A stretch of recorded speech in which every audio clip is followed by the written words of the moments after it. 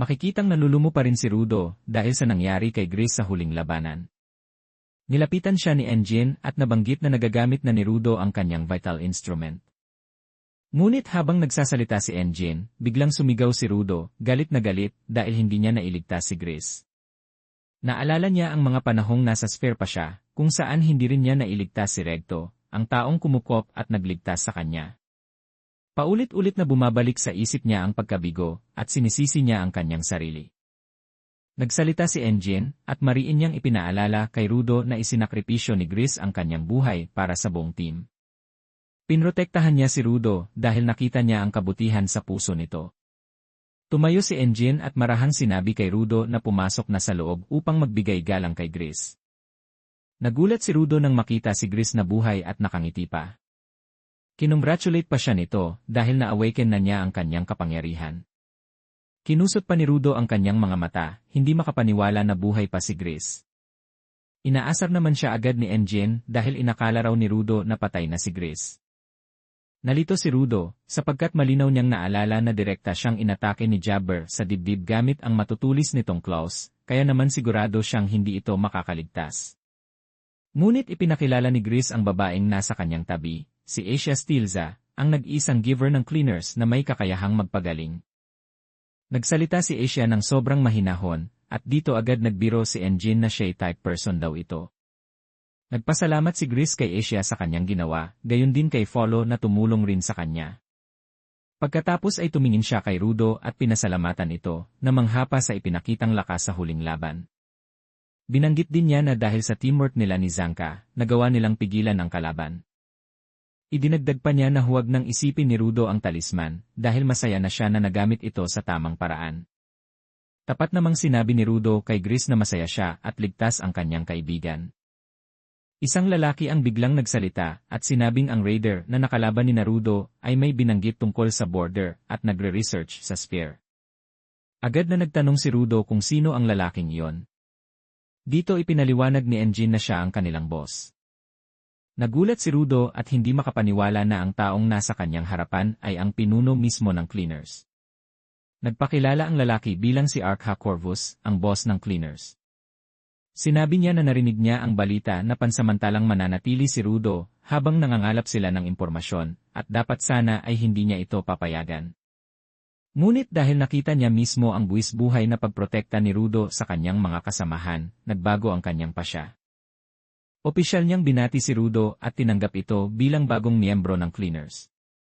Kasunod nito, pinapunta siya sa opisina ng boss upang kunin ang kanyang uniform at makatanggap ng ilang mahahalagang impormasyon. Ipinaliwanag ng boss kay Rudo na ang border ay matatagpuan sa pagitan ng sphere at ground. Sinabi niya na sinumang sumubok tumawid patungo sa sphere ay namamatay bago pa man makatawid sa border. Mayroon din daw isang kwento tungkol sa isang babae na nakatira sa No Man's Land, sa pinakamalapit na lugar sa border. Ayon pa kay Arkha Corvus, minsan ay may isang traveler na naligaw sa No Man's Land at tinulungan ng babae. Doon ay ikinuwento ng babae na lagi niyang pinapanood ang mga taong nahuhulog mula sa itaas, at minsan ay may ilan ding nakakaligtas. Dahil dito, sinabi ng boss na posibleng nakita ng babae ang mga taong matagumpay na nakakatawid sa border ng buhay. Dagdag pa ni Arkha, kahit nakaligtas si Rudo mula sa kanyang pagbagsak, magiging napakadelikado para sa kanya ang muling tumawid sa border. Kaya tinanong niya si Rudo kung pipiliin itong pumunta o mananatili na lamang. Mariin ang naging tugon ni Rudo, pupunta siya.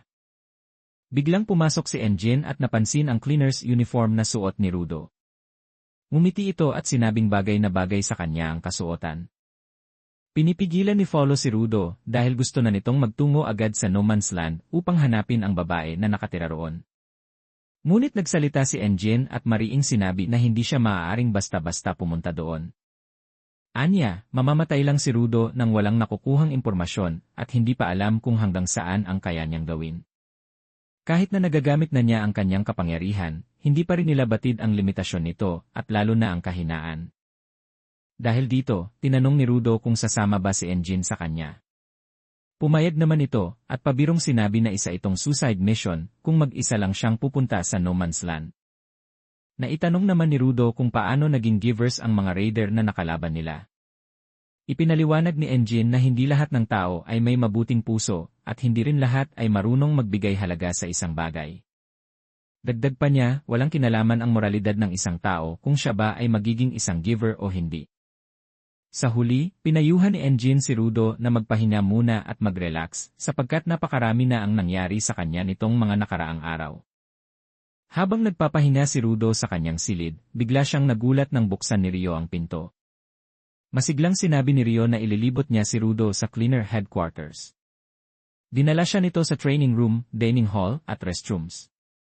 Kahit luma na ang gusali, ipinaliwanag ni Rio na kumpleto pa rin ito sa lahat ng kailangan ng mga miyembro.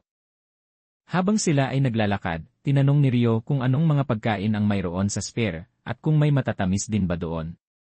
Napatigil si Rudo at seryosong sinagot na ang mga sweets ay para lamang sa mga taong may pera. Nanlaki ang kanyang mga mata nang sabihin ni Rio na mayroon sila nito rito. Habang namamangha si Rudo, ipinaliwanag ni Rio na may grupo ng tao sa ground na tinatawag na vianders na gumagawa ng iba't ibang klaseng matatamis na pagkain, at minsan ay bumibili ang cleaners sa kanila. Dagdag naman ni Engine, ang sweets dito ay mas popular pa kaysa sa drugs, kaya binalaan niya si Rudo na huwag masyadong ma-addict dito. Inalok ni Rio si Rudo na subukan ng isa. At sa unang tikim pa lamang, tila na hype si Rudo ng sobra, at hindi na mapigilan ang sarili sa walang tigil na pagkain. Napailing si Engine at pabirong sinabi na maghinay-hinay lang siya dahil baka tumaba. Habang kumakain si Rudo, isang bata ang lumapit at matalim na tumitig sa kanya. Nagkatitigan ang dalawa at naisip ni Rudo na baka gusto rin ng bata ng pagkain. Inabutan niya ito ng isang piraso, agad namang kinuha at kinain ng bata. Ngunit hindi pa ito nasiyahan at humingi pa ng dagdag kay Rudo. Agad namang inawat siya ng isang lalaki at humingi ng pasensya sa ginawa ng bata. Habang naglalakad si Zanka, bigla siyang napatigil at halos mapaatras sa nakita. Si Rudo, na dati normal lang ang katawan, ngayon ay parang naging malaking lobo, lumobo ng todo dahil nilantakan niya lahat ng sweets na binigay ni Rio. Agad nag-alala si Zanka at ang unang pumasok sa isip niya ay baka isang invader ang kaharap niya. Sa itsura kasi ni Rudo na sobrang laki at bilog, parang alien na handang umatake. Makikitang nagsasanay si Rudo kasama sina Zanka, Rio, at Engine. Ngunit muling nahirapan si Rudo na gamitin ang kanyang kapangyarihan. Napatawa si Engine at muli siyang inasar, sinasabing baka dahil sobra siya sa pagkain ng matatamis kaya hindi niya ma-activate ang kanyang abilidad. Sumabay pa si Rio sa biro, dahilan para mas lalo pang matawa si Engine. Sa puntong iyon, napansin ni Zanka na posibleng matrigger ang kapangyarihan ni Rudo kapag gumamit siya ng mga sirang bagay, dahil hilig nito ang pag-aayos ng mga ito. Sinubukan nila ang ideya at agad nang gumana ang kapangyarihan ni Rudo. Pinuri ni Engine si Zanka bilang isang mahusay na trainer. Doon sinabi ni Zanka na susubukan nilang tingnan kung ilang weapons ang kayang malikha ni Rudo. Muli niyang sinubukan sa pangalawang pagkakataon, pagkatapos ay sa pangatlo. Ngunit matapos nito ay bigla siyang nagka-nosebleed, indikasyon na hanggang doon lamang ang saklaw ng kanyang kakayahan sa kasalukuyan. Ipinahayag ni Engine na ang kalidad ng gloves ni Rudo ay sobrang taas, na tila hindi kayang sabayan ng kanyang katawan. Ipinaliwanag pa niya na kapag mas inaalagaan ang isang bagay, mas tumataas ang kalidad nito bilang instrumento, isang proseso na maihahambing sa improvising its quality. Naisip naman ni Zanka na kung simula pa noong pagkabata ay iniingatan na ni Rudo ang kanyang gloves, marahil ay naging high quality na ito sa ngayon. Dito napatanong si Rudo kung bakit ang talisman na ginamit niya sa huling laban ay nasira, samantalang ang mga gamit niya ngayon ay hindi. Naisip ni Rio na maaaring isa yung uri ng bagay na natupad na ang layunin. Sa madaling salita, ang kapangyarihan ni Rudo ay mailabas ang buong halaga at tunay na potensyal ng isang sirang o itinapong bagay. Sang-ayon naman si Zanka, na ang talisman ay nasira lamang matapos matupad ang layunin nito na maprotektahan si Rudo hanggang sa matapos ang laban. Dagdag pa ni Engine, bahagi rin marahil ng kapangyarihan ni Rudo ang magbigay ng pagkakataon sa isang sirang gamit na maglingkod hanggang sa huli nitong sandali ng kaluwalhatian. Binanggit niya na hindi talaga sinira ni Rudo ang talisman ni Gris, kundi pinahintulutan niya itong magretiro ng may dangal. Habang nakatingin si Rudo sa kanyang gloves, napatanong si Rio kung may pangalan ba ito, dahil ang bawat vital instrument ay may kanya-kanyang pangalan. Sinang-ayunan ni Engine na kailangan din itong bigyan ni Rudo ng pangalan. Nag-enjoy ka ba sa episode na to? Kung oo, palike naman ng video at huwag kalimutang mag-subscribe sa aming channel. Malaking tulong yun para sa amin bilang small content creators. Maraming salamat po, arigatou gozaimasu.